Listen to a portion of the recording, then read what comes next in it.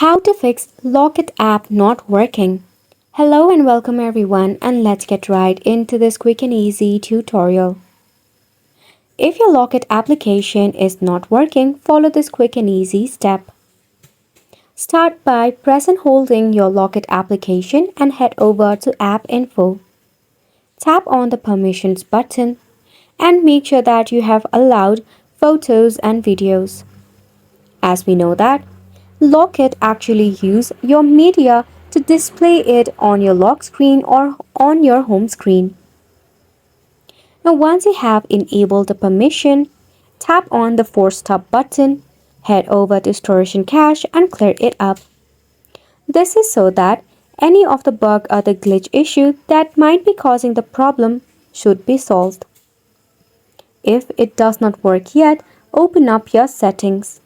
Scroll down until you see the option of System Update and tap on it. Make sure that your system is up to date so that it can support the latest version of any of the apps, including your Locket app. If not, tap open your Play Store. In the search bar, search for Locket. If you find any of the update button, just tap on Update. Or the last resort is to uninstall your application and reinstall it later. And it's a wrap for the video as well. Thank you so much for tuning in.